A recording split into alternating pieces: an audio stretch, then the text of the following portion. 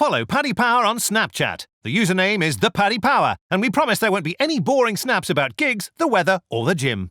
Light the candle, Tiger! Well, hello and a warm welcome to this week's Racing Post Golf Postcast. I'm your host this week. There's no Bruce. And on the punter's bag in the studio with me is Ian Wilkerson. No Palmer this week. How are you, Ian? I'm very well, Chloe. How are you? Good stuff. I'm excellent. Looking forward to this week's action and looking forward to hearing from our man on the line from Paddy Power, Ian McLaughlin. Ian, how are you? I'm good, Dave. How are you? I'm very well. Excellent. Right, good. It was quite an eventful week last week. Yep, plenty going on.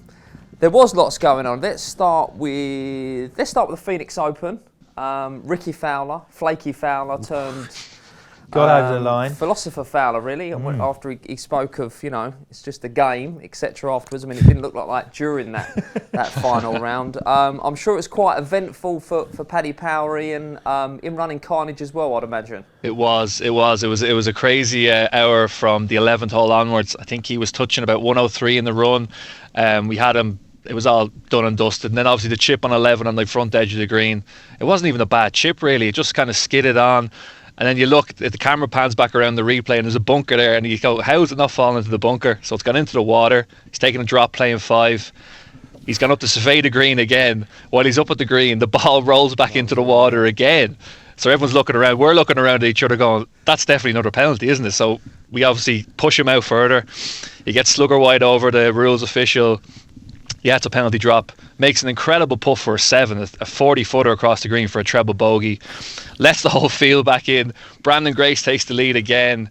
17, Grace hits it into the water. So it was absolutely in-running carnage all day. And it looked like it was going to be a very, very quiet Sunday evening, but it was excellent viewing. Carnage on our part, but great viewing for the punters, I'd say. What price did Fowler go out to? What was his biggest sort of price? I think he was touching 7-2 after the 14th because Grace was in position to birdie. Sorry, after 14th hole, Grace was on 15 on the green in 2, about to go 2 clear. Fowler birdie to come back in. So I think the biggest he hit was around 7-2 in the run from about 1-25, 1-33 an hour previous. So carnage. What Wilco? He did get the job done, Fowler. Yeah. It was the 7th time I think that he's held a 54-hole lead, and only the 2nd time he's got the job done. So there are definitely question marks. Yeah, and it just goes to show about golf punting that you are never over the line. If a player has got 7 or 8 holes to go, it is never guaranteed. And some of these big prices to lay on some of these golfers, if you're in charge, and he's 103. Get the hell out. Why take the risk? That's what I think. He got the job done. It was a big week for Brandon Grace as well. I mean, as you say, he had that hiccup on 17, but he'll be pleased with his week's work this week as well. It was a cracking tournament. Yeah, do we learn anything about Fowler and the other players? I mean, do we still think he's a bit flaky? I mean, he did get the job done, but he didn't exactly look like he was going to do it at times during that back nine. It didn't look the most clutch for sure. Yeah, no. Like looking at it, as you said, the stat was, I think it was a 7th or 8th 54-hole lead and his first time to convert. He shot 74. He won the tournament obviously, but we can all admit it got handed to him. None of the final pairing played well at all. Justin Thomas and Matt Kuchar both fell out the screen before the 15th hole. Grace had the gilt edge opportunity. If he takes 3 wood off, like I was saying, why has he got driver in his hand here? Because the only thing that's trouble is the water. He's a one-shot lead. Hit a 3 wood and chip it up. You've a 30-yard chip up the green. Handy. Even if you par it, you still put him under pressure. Fowler comes to the 17th tee, sees the scoreboard on 1 clear.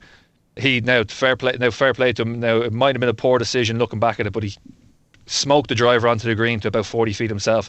That was a bit clutch. I'd be concerned about him going forward, especially when he gets to the bigger tournaments. I know the Players' Championship 3 years ago, he was really, really good. Like, he made 6 birdies to make it into the playoff. The 17 green, he hit 3 of the best iron shots of his life to win the tournament. I still have my concerns when he gets to the real big tournaments like the Masters. He'd be well fancy for the Masters, for a US Open at Pebble Beach. If it really comes down to the pump, I still have my concerns about him closing. The thing is, Ian, he's always going to be in the frame, isn't he? Because you look at his stroke average stats over the first 3 rounds, and he's consistently up there. He just kind of falls apart a little bit coming home. Yeah, look, I was looking through it. Like, I think he gained 3.5 shots on the field each day Thursday, Friday, and then 5.5 shots on the field. So they're incredible numbers. Obviously got to -20. He's away and gone. Now you could say he's obviously going to take a little bit of a pull back. He's got that big lead. He's not going to go as aggressive as he was the first 3 days. But they still shoot 74. I know conditions were tough. As you said, though, I'd still have my concerns going forward. It must have helped him as well, I'm sure. Justin Yes. Thomas being one of his playing partners, a good Absolutely. buddy of his. What about yourself, Ian? How did the punting go last week? It was a good week in the end. I didn't get too heavily involved in Saudi, being a new course and a new setup. But yeah, Phoenix went very well. Ches Riva got a full place payout, and Sung Jae-im got a 2/3 chop in the end, about 100-1. So I was happy enough with the week. Excellent stuff. Let's move on to Saudi then, as you mentioned. DJ, pretty straightforward. I'd imagine not a great result for Paddy Power. Yeah, it wasn't the best in the end. It wasn't terrible either. Now, I don't think punters didn't really have a real feel on who the course was going to suit, so they didn't get too heavily involved in anybody. It was a great weekend now. Like, I don't know if you saw how Tong Lee's round on Saturday. Oh, he didn't need the putter, did he? He just left it in the bag. 62 with a double bogey to start, 4 eagles. 4 chip-in eagles. It was insane. And then obviously, yeah, they was kind of back and forth. Tom Lewis came into the frame on Sunday, peeking his head in for the trophy. But then DJ, don't know if you saw him on 18, the 607-yard par 5. It was almost nonchalant. Driver 8 iron. Oh. He's a monster at times when it gets down to those sort of when his power can really win him tournaments. He goes into an extra gear. It was great to see, really. Now on the flip side, we spoke about Fowler. Dustin Johnson in the position, he's a player that gets the job done. Yes, absolutely. Now he, in his formative years, in his mid-20s, he had a lot of, you would say, blow-ups. Like he had the Pebble 2011 US Open in the palm of his hand. He had a 3-shot lead, blew up. Obviously gave it to Graham McDowell in the end. Whistling Straits the year after, he had the controversy in the sand bunker. Was it a bunker? Was it not? 2-shot penalty again. I remember him shanking one out of bounds in the Open, Darren Clark's Open in 2013. So yeah, he's slowly but surely. He's got the belief, isn't he? Now? Exactly, and it could be with Fowler as well. Fowler's still young. Like there's comparisons with him and maybe Phil Mickelson. Like Mickelson was 33 when he won his first major, and look what he went on to do in the major championships. I think with DJ especially, when he put himself in those positions time and time again, you learn from them, and eventually you'll start to get the belief and well, I can do this. I've been here so many times. The door will open for me eventually. Obviously, it opened for him in the US Open, the biggest one so far for him. But now he's a 20-time winner around the world. It's an incredible feat what he's doing, and he is going to kick on. I think there's no question about that. And the player that pushed him the most really was Lee. What are your thoughts on him, Ian? I mean, looks like a star. Yeah, he's ever improving. He played well. He was a fast finishing 4th in the Open a couple of years ago. He's really developed into a great player. Obviously, he had the controversy last week in Dubai on the 18th green with his caddy standing behind him. Lyman, yeah. That was a bit harsh because what you saw in America over the weekend, they actually rescinded the rule for a while because there was so much. Well, what is the rule? Is it taking your stance? Is it going in before the ball? So unfortunately for Lee, it didn't get rescinded for himself. I think he lost 100 grand on the week. Ouch. But to come to Saudi and put up such a great performance as well shows the kind of mettle he has. Exactly. I think his only way is up for him really too. Thoughts on him, Wilco? He looks a star, doesn't he? Yes, definitely. Yeah, he's been very good. Been performing well and consistently now among the top company in the world. I think Tom Lewis as well has been one to keep an eye on. He's a Hertfordshire boy. He hails not too far from my neck of the woods. His dad, Brian, he's a teaching pro at a range that I go to sometimes. Who was a very talented young golfer himself. And Tom's been bubbling under. He got the silver medal at the Open a few years ago. Lost his card, but he's right back in it now. Won the Portugal Masters not long ago. 5 top 10s in his last 8 starts. So he's definitely one to keep on. So he could definitely push on and be sort of like one of the next stars of sort of like English golf, if not European golf. And it was a good week for those guys. We can't go on without mentioning a certain Sergio Garcia. Wasn't a great week for him.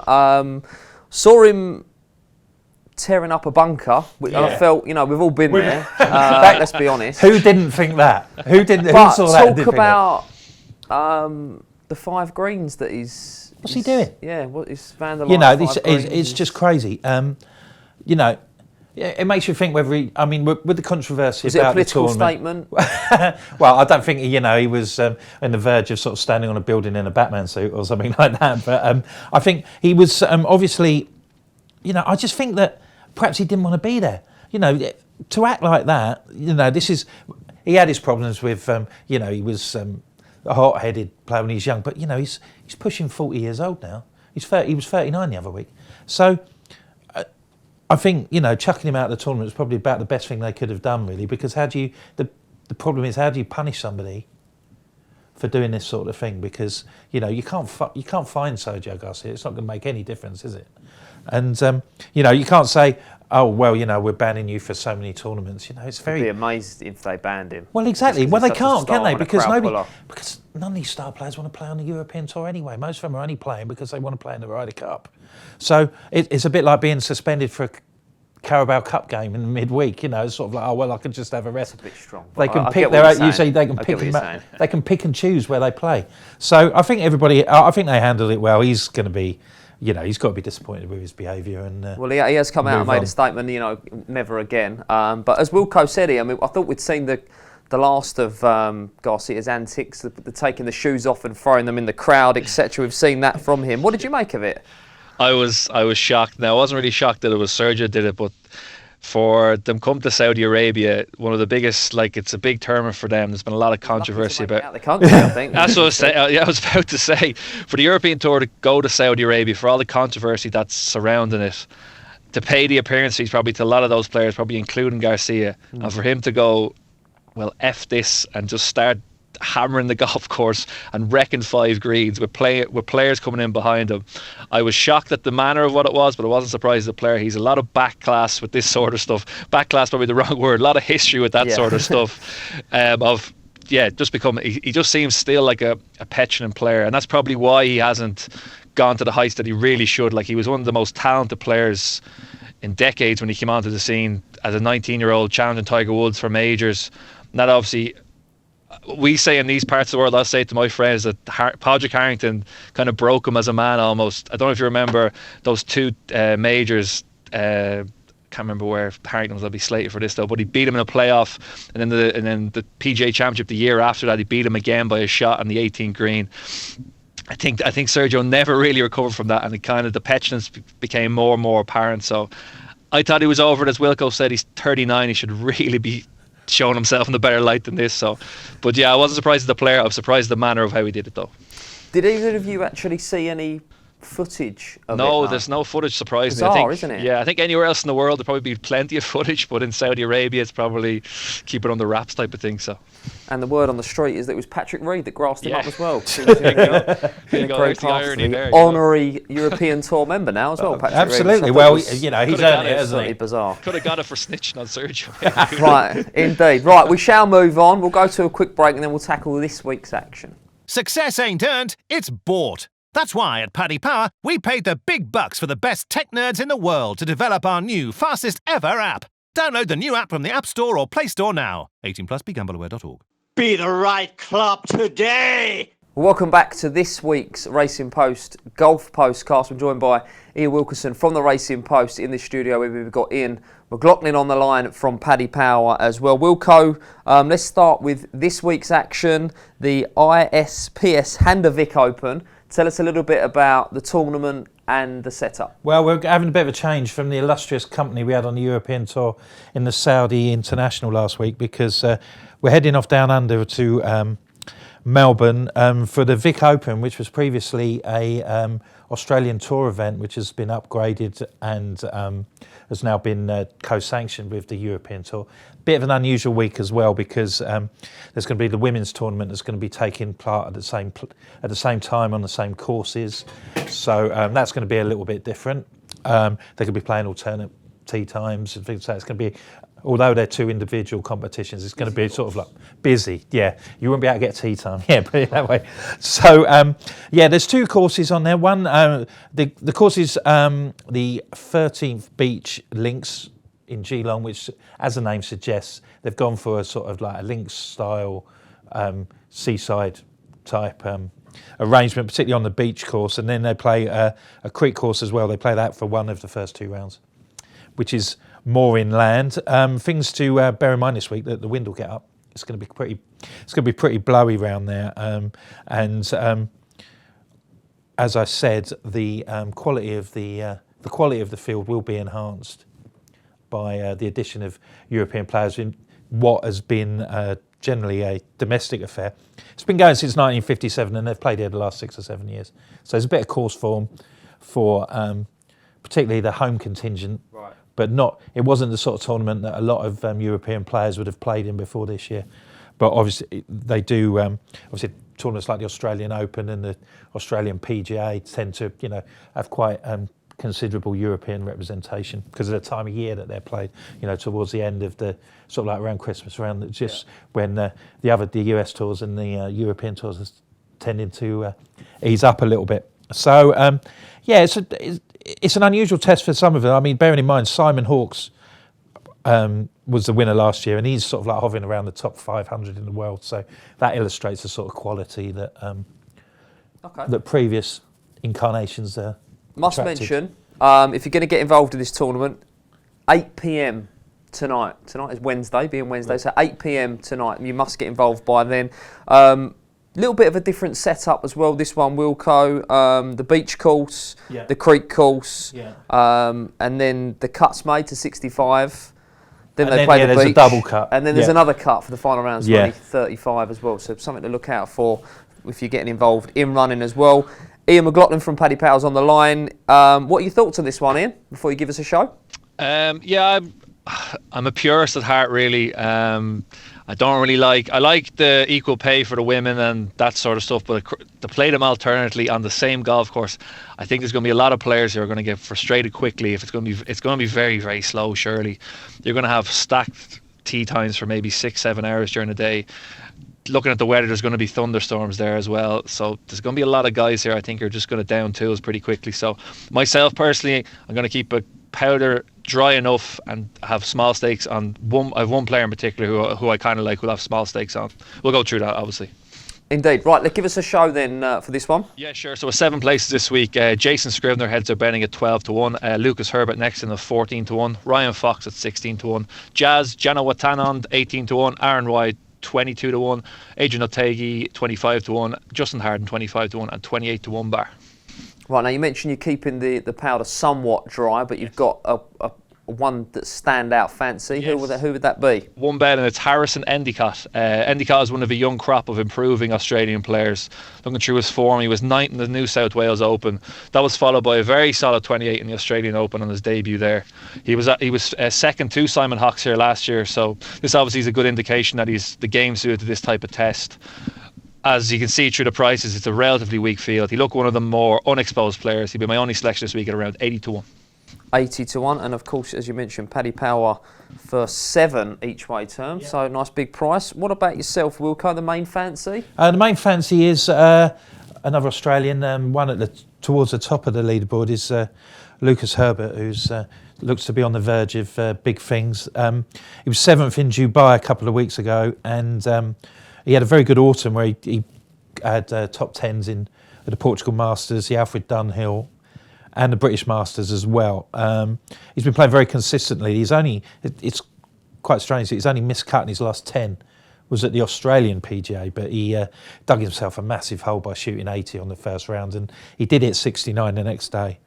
He's got a bit of course form as well. He finished 6th here 2 years ago. Would have been disappointed with his Sunday 74, which knocked him out of contention a bit, but it was one of those days where only 4 players who were left in the 35 broke 70. So it was obviously tough conditions that day. So I'd anticipating a bold run from him. Ian touched upon Gianni Watanand. I did my best. Who has been in blistering form. He's been playing very well.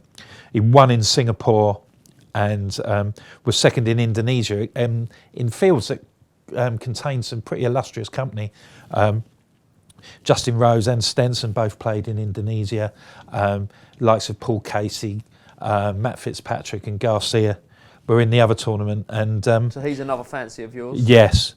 And then there's the other two, a couple of other Aussies at big prices. I mean, it is the conundrum this week is whether you go with the European players with the better world ranking and the anticipated experience, or you go with the sort of like the home crock of young players who might seize their opportunity. There's 2 other two other Aussies that I like at decent prices. The first one is Matthew Miller. He missed the cut at the Singapore Open, but his form's been superb recently on the Australian tour. Although he missed the cut here last year, he's been second and sixth on other occasions, and his form since this tournament last year in Australia has been second, fifth, fourth, third, fifth, 14th and 5th. So when it comes to playing in his homeland, he's obviously flying. So I'd anticipate a big week from him. He's around 50-1. And a little bit bigger around the, let's have a look, Higginbottom. Yeah, he's 80-1, is Jake Higginbottom. He's been playing well too. He finished 6th last year and he showed his mettle in finishing 28th and 18th in Indonesia and Singapore. And he was also 9th in the co-sanctioned Hong Kong Open just before Christmas. So his game seems to be in good nick. And like I say, he finished 6th last year. So I think he could go well at a decent price. Good stuff. Ian, you mentioned that you're in the camp of Harrison Endicott. I'm not going to push you for any more selections, but for the casual out there, what apart from being on the other side of the world, Yes. What's different about the setup in Australia then when we're looking at the home contingent? Well, this is obviously across the Sandbelt, so you're looking at the course setup. It's under 7,000 yards, looks tight, par 72. So you're looking for your players who can kind of keep the ball in play. Obviously, I personally think trying to find these winners in the Australian events is previous form on the course or similar type of layouts. Some of these European Tour players mightn't be used to the kind of the bounce of the ball. Like links golf in Australia is a lot different to links golf in GB&I. So yeah, there's little idiosyncratic parts of it. So yeah, I'd be looking for guys with previous course form or previous form in the area in Australia itself before making a bet. And then before we move on, a word on the Jolly. Are you going to be taking him on at Paddy Power? Why do we not fancy Jason Scrivener? It's probably just a price thing more than anything. I actually put him up in Dubai a couple of weeks ago and he played very well. And this is actually probably a setup that should suit him. But for a non-winner so far in the European Tour, 12-1, I'm happy to let him go off at that price, really. And would not often he'd be going off tournament favourite, I'd imagine. No, exactly. Like when I was putting him up last week, or 2 weeks ago, sorry, he was around the 80-1 mark. So I'm happy to let him go off at this at six times lower the price almost. And you obviously look past the Jolly as well. Yeah, but I mean, like Ian said, his form, it is a price issue, really. His form's been good. 7th in Dubai and 16th at Abu Dhabi. That's, if you're looking at the form and the field on that, that does stand out. And another player who's been playing really well, who's up the top of the board, is Justin Harding, who was also 7th. There was quite a few people who finished 7th in Dubai. He was one of them. And he was 11th in Saudi last week, which was obviously, a pretty good field. So he'll be on the top of his game. But I just thought Herbert ticked a few more boxes, mainly because a bit more course experience and, as Ian said, be a bit more used to the conditions. Excellent stuff. Right, the PGA Tour heads to California, and we're going to head to a break and tackle that after this. Check out Paddy's Rewards Club. Simply place 5 bets of £10 or more across any sport in a week, and you'll get a free £10 bet then next week. T&Cs apply. 18+. BeGambleAware.org. Oh, baby. Welcome back to this week's Racing Post Golf Postcast, joined by Racing Post colleague Ian Wilkerson in the studio. We've got Ian McLaughlin on the line from our friends Paddy Power. We've got the AT&T Pebble Beach Pro-Am Wilco this week. We go to California, and it's not the California weather though. If you've seen any of it has been bucketing it down for most of the week. There was a great video of Cabrera Bello putting for a puddle on the 18th green at Pebble Beach. It's going to be cold, it's going to be wet, it's going to be horrible. It's a bit of people say, it's a bucket list job to go and play golf at Pebble Beach, but you wouldn't want to go this week. But interestingly enough, the home of the US Open. Yeah, that's a big thing. That's a big consideration this week, which has seen people like Tommy Fleetwood and Matt Fitzpatrick are going to go over and have a first look at the course. The thing is, it's going to be very different. It's going to be a very different layout to what the cream of the crop can expect in June, really, because this is a free course tournament. It is a pro-am. Every player is accompanied by a celebrity or a CEO of some blue chip company or Major League Baseball player. It can be quite a frustrating. Or Bill Murray. Kenny G, or someone like that. It can be quite a frustrating experience for the TV viewer, and consequently, because there's so many amateurs in the field, it is not going to be up to sort of red hot major championship standard, the course. So it's going to be a bit different, but. It can be a long, drawn-out process. Low scoring, we think, then, because they're not going to try and break the hearts of the amateurs playing. Yeah, it does tend to be. People do tend to get hold of it. I mean, we've got two runners who are single-finger prices. Dustin Johnson, who's obviously on the crest of a wave after his win in Saudi, and he's won here twice before, and rightly the red-hot favourite. And Jason Day has a very good record here as well. He's in single figures, but it does throw up the odd shock. Two bombers, is that the kind of player we're looking for? Well, I'm not necessarily. I mean, because the courses are not, they're under 7,000 yards, and it's a sort of course where you might think, oh, it's going to rain. People are going to need the extra carry, but I don't know if it's going to make that much difference on a course on these particular tracks. And it has thrown up the odd shock. Ted Potter was 500 to 1 when he won last year. So the key attribute at Pebble Beach, we think, is going to be? I think keeping it in play in your second shot and the general sort of stuff, if you keep it in play and you putt well, you're going to be in the mix. OK, well, Wilco mentioned that Potter was 500 to 1 last year, Ian. I'm sure you'd be praying to the golf gods of another result at Paddy Power, I'm sure. I mean, 6 of the last 9 winners, 25 to 1 or shorter, but 2 of the last 3 winners, Potter 500 to 1 and Vaughan Taylor 300 to 1 3 years ago as well. So what are your thoughts? Yeah, I like to see our punters winning now and again. We don't want another 500 to 1 You don't mean that. Come on. Yeah, I agree with Wilco. I just mentioned, obviously, with the US Open being there in June, and with the course being set up a little different. Obviously, the weather's going to be a hell of a lot different as well now. Being wet, cold, soft. Yeah, I hope, exactly, yeah. Odds on probably in June it's going to be hard and fast with a bit of sun there. So I was really hoping that it'd be firm and fast, because if you can get a really good form guy going into Pebble in June, you can look for guys, maybe pick off a few prices of guys who are really performing well this week and come back. So I'll be a little more, I'll be sitting back a bit more in that point. But yeah, as Wilco said, a lot of the guys I'm putting up this week are a lot of position players who put your ball in play. You need to be a very, very good iron player and play well in the wind, really. They're the key components to contend this week, I think. OK, well, give us a show then, Ian. I'm sure DJ's right up there after last week's win. Yeah, absolutely. 8 places here, and DJ heads are betting at 5 to 1. Jason Day next in at 8 to 1. Jordan Speed at 20 to 1. Tony Finau at 20 to 1. Matt Kuchar at 20 to 1. Patrick Cantlay 22 to 1. Ches Reavie 22 to 1. Tommy Fleetwood 25 to 1. Phil Nixon 25 to 1 and 28 to 1 bar. 8 places there with Paddy Power. Great stuff. I'll stay with you then, Ian. Who are we going with? Yeah, I'm sprinkling a bit more powder on this event, and it starts with Jordan Spieth.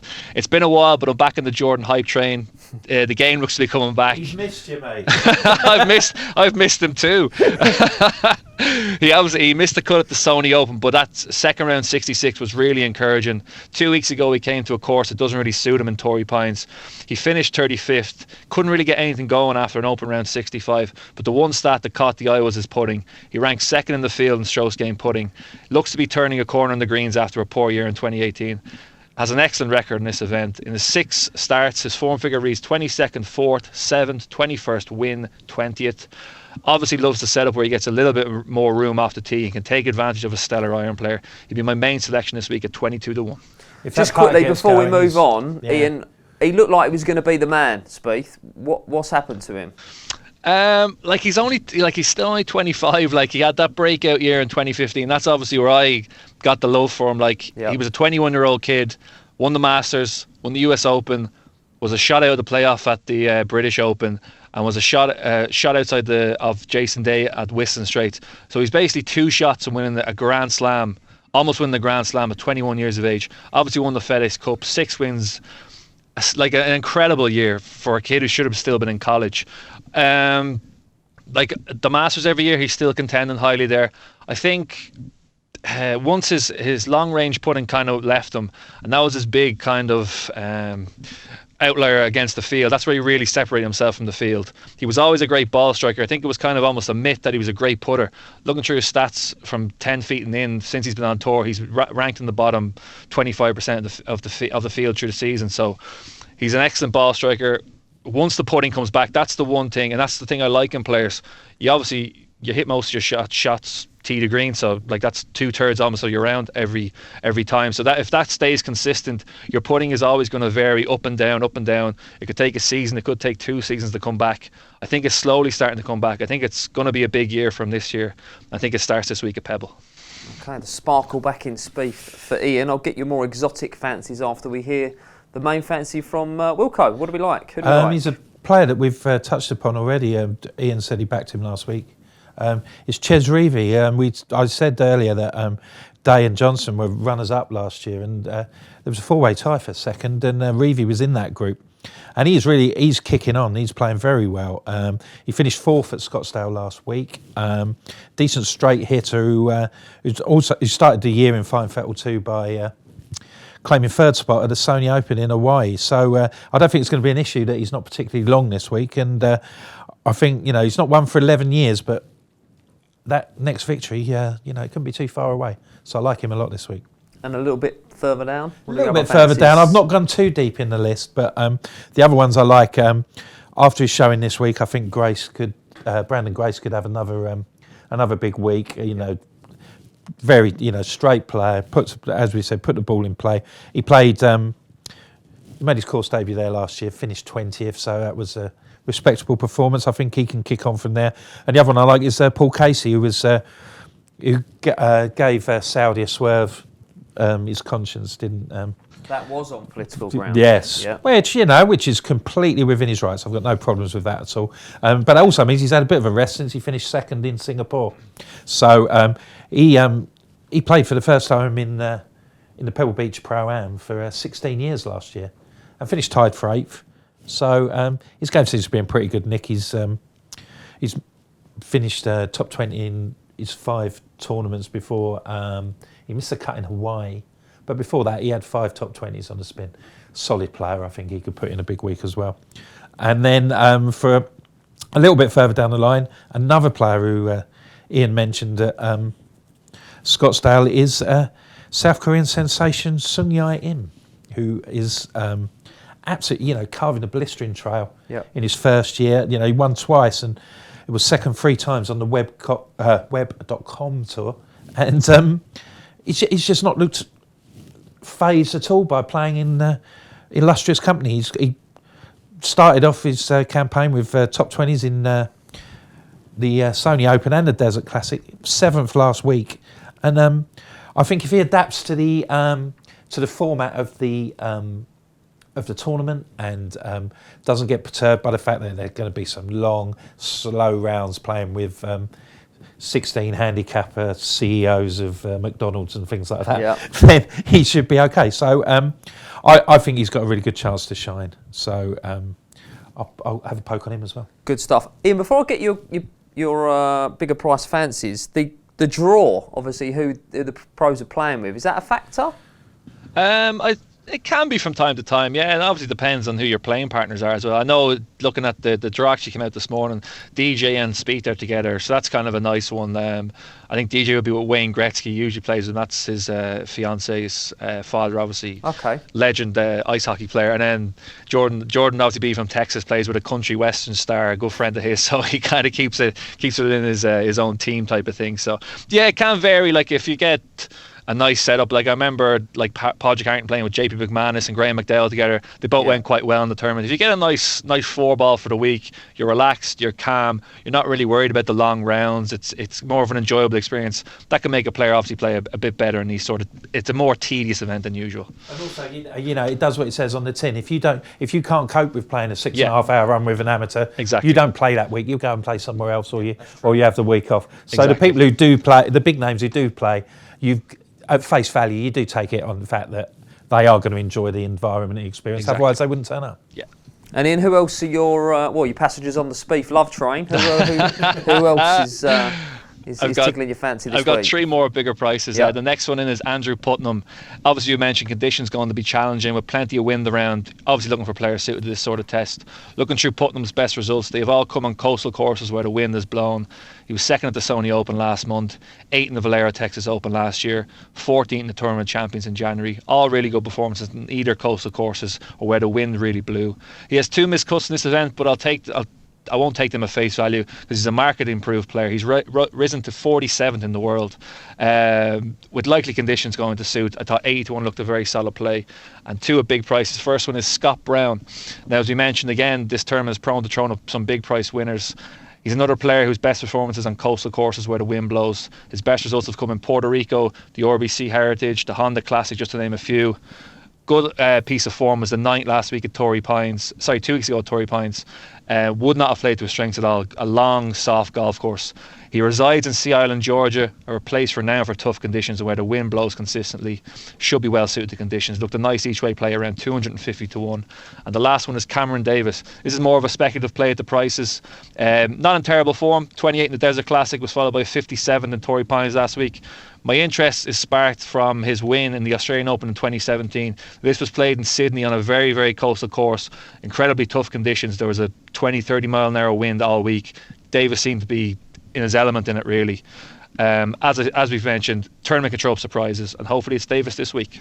I like that one. Bit of a flyer. Right, so main fancies this week for Ian McLaughlin from Paddy Power, Harrison Endicott and Jordan Spieth. And Wilco, you're going for Lucas Herbert and Chez Reavie this week for the life-changing double. Fingers for those crossed, guys. yeah. Ian, thank you for your time and your pearls of wisdom on at all. the golfing world. And you, Wilco. Cheers, mate. Also, as well, do join us again next week. We've got the European Tour action heading down to Perth. And of course, we've got the Genesis Open on the PGA Tour as well. Bruce will be back on Thursday with your football postcast. Maddie with your racing. Keep listening, tuning in, rate and review. Follow Paddy Power on Snapchat. The username is @ThePaddyPower, and we promise there won't be any boring snaps about gigs, the weather, or the gym. Light the candle, Tiger!